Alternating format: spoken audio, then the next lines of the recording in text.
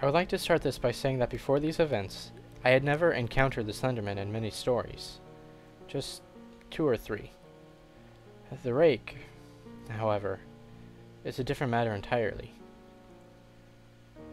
This started in December of 2010. I had just discovered creepypasta-style stories through a friend of mine.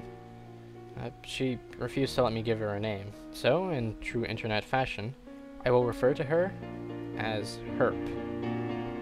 Herb showed me the classic Rake video, where he ran through the bushes for a split second. I loved that video. I watched it several more times before a comment linked me to 4chan. Now, I knew of the site before, but I never knew of X. This is what led me to finding all sorts of creepypastas. Now, after about a month, I got tired of X. One thread had anchored a text reading simply, "The Rake." I clicked it, and it brought me to YouTube. The Rake's first sighting video. But this was by a different user. The user only had videos about the Rake. It had Vicious 516's video, and Mr. Creepypasta's video. I loved it. After spending more of my life watching all these Rake videos, I found myself obsessed. I wanted to know if he was real, if the Rake actually existed. So I did as any teenager does when they want to know something. I googled it. Lo and behold, I found account after account of the Rake. Now, I'm not stupid. Well, actually, that's debatable. But I'm not easily fooled. I knew most of these were bogus. But on all the ones with comments attached, I saw a recurring commenter. A guy by the name of Stifferman. Always that name, no matter what website it was. He would correct people. Actually tell people the details that were wrong. Things like, "Nice story, but he can't go that fast." Or, "I love it." Now, a word of advice though. His claws are a foot long, not 11 inches. This guy seems so for real. So I looked for him. It was hard as his name was the same as a troll pasta. Rule 34 of Slenderman. Some weird shit for sure. But I finally found a blog by the guy of the same name. He had been posting about the Rake for a while. And I noticed something. Nothing was really realistic. At least not by what we say is real, but it was sure as hell believable. I sent him a few emails about the Rake. Emphasis on few. It took him a while before he responded. All his email said was, he is legit. I assumed he was the Rake. I told Herb, and she just said that it was some crazy guy. Someone more obsessed than me. Herb always looked down on my love for the Rake. She thought I should let sleeping dogs lie, but dumb old me wanted to poke him with a stick. I wanted to know if the Rake was real. Just that. I sent an email back to Stifferman asking if he had proof. If there was any cold evidence that the Rake was real. Like a picture or video or something. It was a few months before I got a response. This time it was an address. I knew the location. A coffee shop that was very popular in my town. My initial thought was, now how the fuck did he know I live here? But I wanted to go. And I brought Herb with me. We showed up the next day around noon, when traffic started to pick up. I remember Herb saying it was so rude of him to not even leave a time for us to show up. We had no idea how we would know who was Stifferman, much less if he was even there. It's not like the movies. I can't just walk up to a counter and ask if there's reservations under the name Stifferman. Aside from being completely weird, it would also be illogical. There were no reservations at a friggin' coffee shop. We did, however, know when Stifferman walked through the door. He looked about 20 years old, and was wearing a Mr. Creepypasta Storytime t-shirt. Me and Herb approached him, and asked if he was in fact Stifferman. He confirmed it, and handed me a disposable camera. I was excited, needless to say, and so was Herb. That surprised me. I asked her later about this, and she said that it was like being spies or something. I looked away from the camera to thank Stifferman, but he was gone. Not like an eerie, he disappeared, oh my god. No.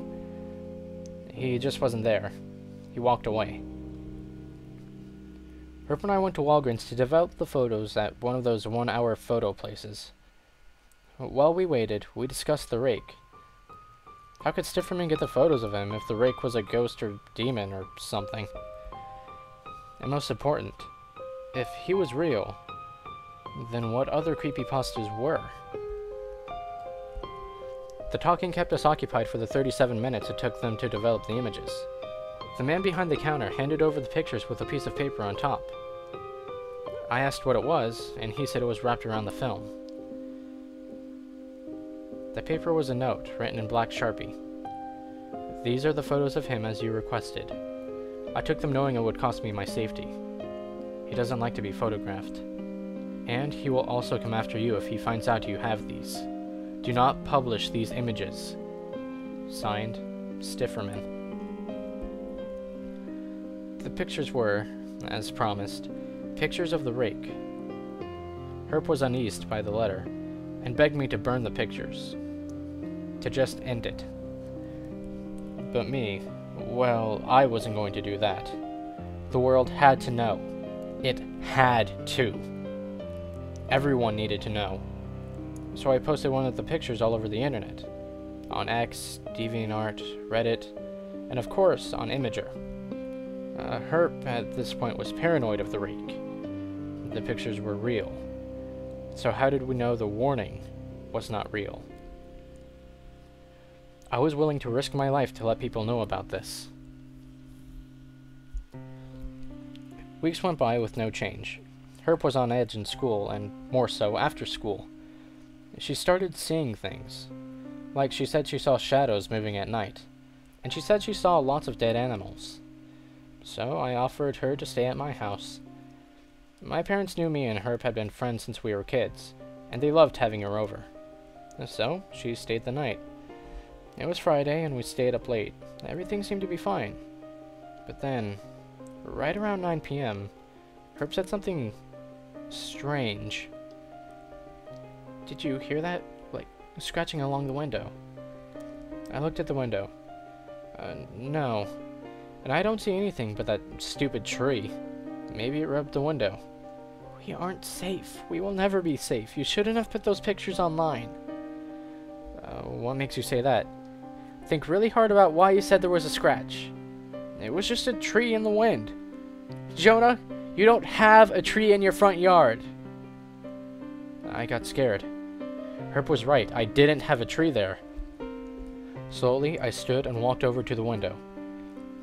I put my hands on the glass and looked out. There was a shadow on the ground. A shadow of something on 4 legs that looked very much like a human. And he had claws. The Rake looked back at me. I whispered to Herb that I mistook the claws as a branch, but I was wrong yet again. The Rake dashed off, and I was scared to the bone. We didn't sleep. That might not have to be said. We stayed awake all night, with my air rifles loaded with copper BBs. The Rake never showed up. Fast forward to the next night. We couldn't stay awake another night in a row. As 16-year-olds, it was not physically possible without some energy drinks. It's something my mom swears will kill your liver because of all the nasty, toxic stuff in them. We crashed around 8 o'clock. It was the best damn 4 hours I have ever slept.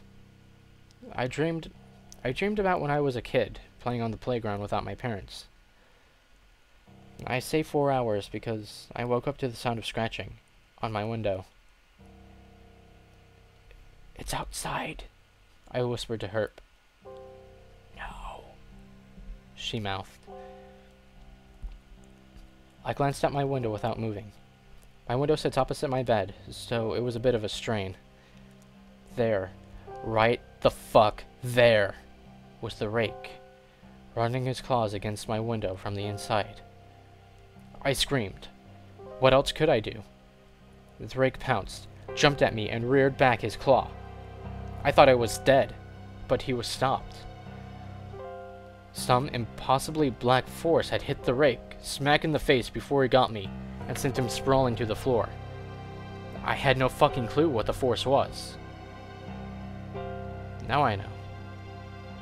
Those branches were fingers. The tree I never had was a body. The rake hadn't opened the window, he just smashed it. Something else wanted to be in my room. When I looked up, I knew who it was. I read a story about this figure. The figure that was tall and had no face. The Slenderman. The rake was quick to recover.